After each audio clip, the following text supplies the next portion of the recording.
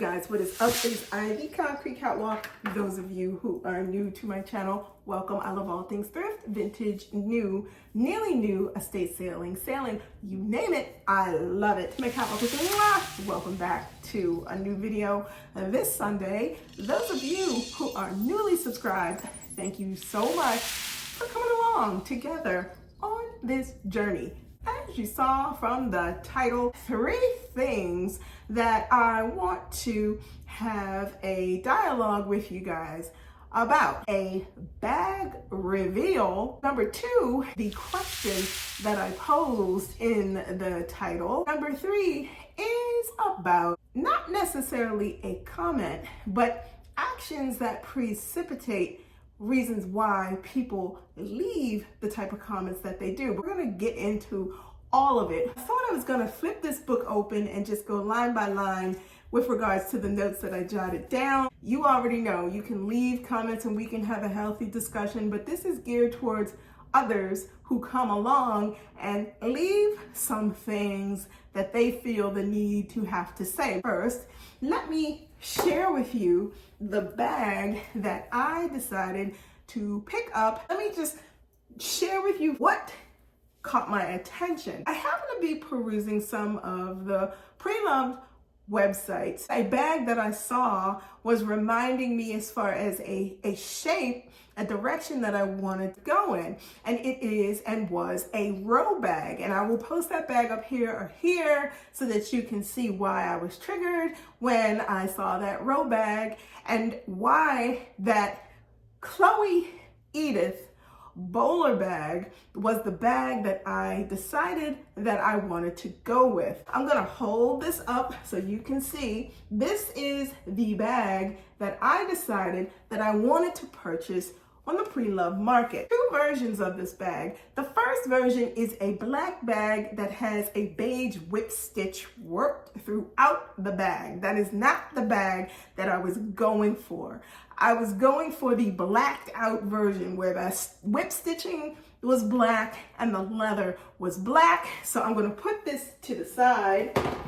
This is what I decided to purchase. I found this beauty on Vestiaire Collective. I'm not going to get into all the details about this because I want to do a proper sit down discussion and a what's in my bag with this magnificent vintage piece, circa 2006. And we all know that in the early 2000s, middle 2000s, the Chloe bag was the bag, whether it was the Paddington, the Betty, the Edith, the bowling bag, you name it, anything that went in terms of a handbag down the runway for Chloe with Phoebe Philo at the head was an in-demand item. Looking at the row piece, and I'll put the name of the bag underneath so that you'll see why I looked and thought, what can I find that's a little bit more in line with what I'm willing to spend and is coming from a vintage place that I know I'm gonna get a lot of wear and tear out of. This was that bag, and I picked this bag up for $206. Now, when I purchased the bag, seller shipped to Vestiaire Collective so that they could do all their quality controls and confirmation of authentication with it. This bag is everything that I wanted and then some because of its shape. You guys know whether it is Coach, whether it is the row bags that have a top handle that are on the larger side of the fence, where you can get all of your goodies in and get on with your life or on an upward swing at the moment.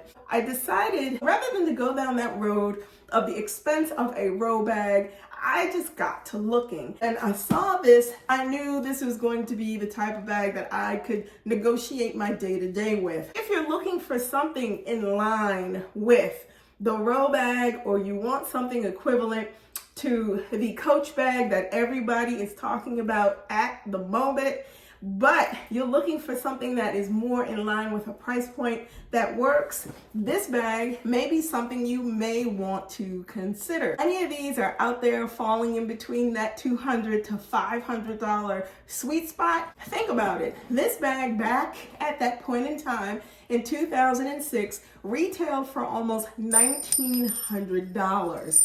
And at the end of the day, I have a beautiful designer vintage piece from Chloe that serves the purpose just as well as the other options could without the expense. I'm gonna set her down here, and that does segue me into the topic that I want to talk with you guys about, my handbag collection. Question that I've been asking myself lately: am I still collecting luxury handbags, or am I finished with the journey? I'm on the fence. I have downsized a lot. I am still on that journey of downsizing my handbag collection, and now focused on pieces that are a little bit more hard to find, a little bit more classic, and those bags that were what I call the bells and whistles and pops and ticks with regards to certain nuances, because they may have been on trend or it was the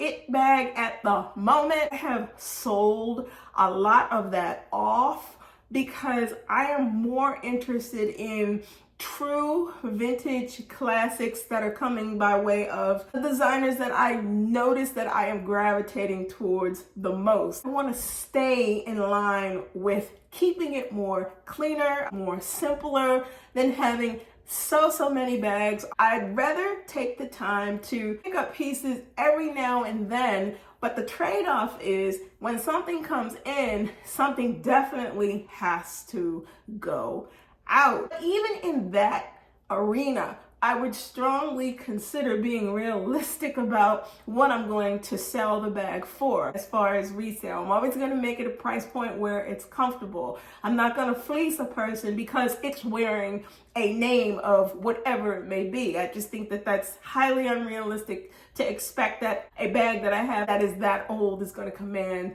a price unless there's exceptions to everything. We can agree or we can agree to disagree. As far as extending out and building my collection, no. I don't see me extensively building out my collection any more than it is, with me continuing to downsize until I am comfortable with the remaining things that are going to carry me throughout. You guys, that segues me to, I do a lot of reviews for entities that send me dupes reps. I like doing that because it gives a segment of the audience who may not be in the position to purchase authentic pieces the ability to see it, decide if that's something that they want to do in lieu of, or to pick up the bag and decide that they want to road test before they commit to something so serious, because we know how luxury purchases are. But if the opportunity presents itself, like it has, to do a review of some of these rep entities, these businesses that do one-to-one A1s, I am going to do that because I think it's worth sharing, and you be the person to make up your mind whether or not that this can work for you or if it won't work for you. I do not pay for these bags. I make that very clear when I do these reviews. Getting something and having the opportunity to road test it, to feel it, to look at the experience of how it arrived, all of those things matter, especially if someone on the opposite end of this video is considering spending $400 or $500. So why not review these things and let everybody make up in their mind whether or not it's something that they would like to have or not? But that brings me to this. So when I do those reviews, I am putting the information out there strictly for the sake of the knowledge that people may have. Any questions? You guys ask questions about the pieces. Many people leave very positive comments about those pieces. And it's not just even about the pieces. It's also about feedback to me. And I appreciate that. But one thing that I don't appreciate, and this is not geared to you guys who are subscribed, it is geared to people who sometimes happen upon somebody's channel and they feel the need to leave a comment about a topic or a video that gets presented, and it's how they leave the comment. I feel if you can come on a page and leave a negative comment, then that says a lot about you. If you feel the need, or you come onto the channel and you see something that you don't agree with, you got two choices.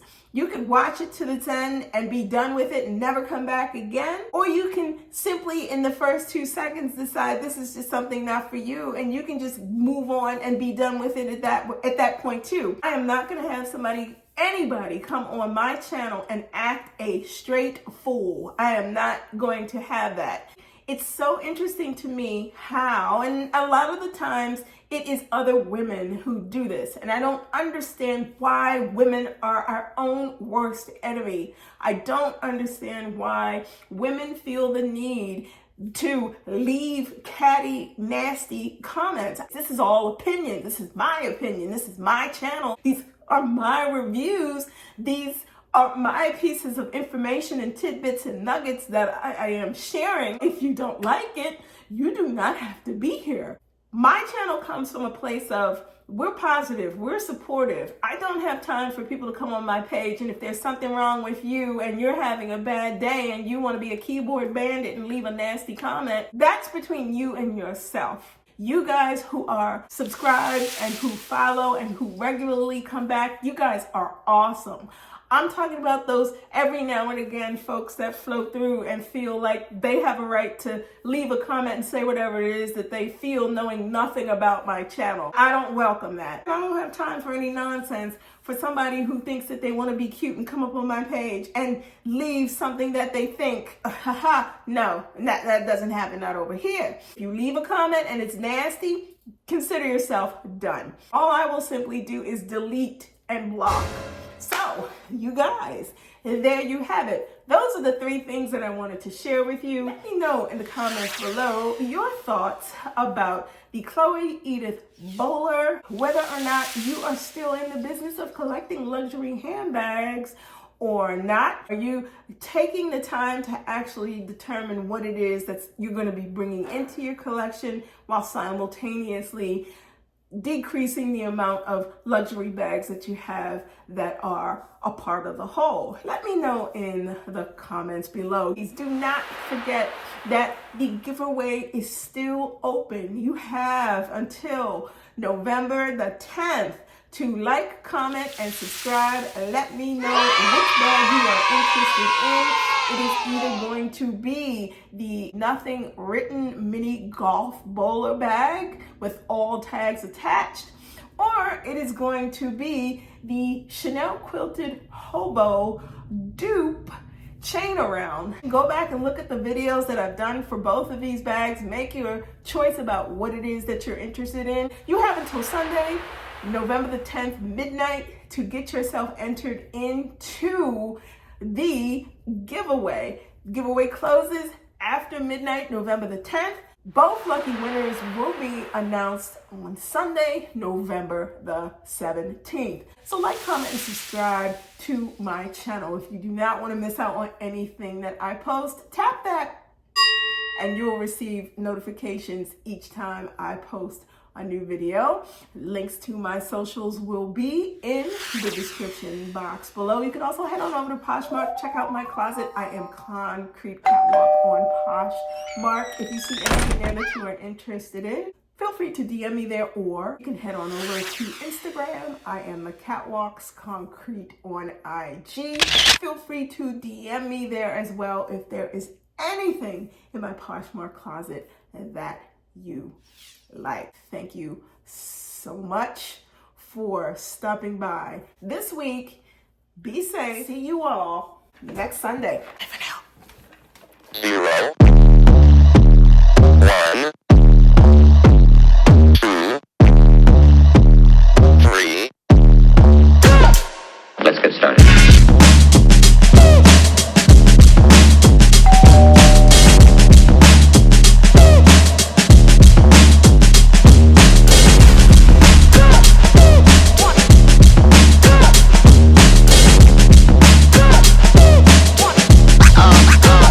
real good.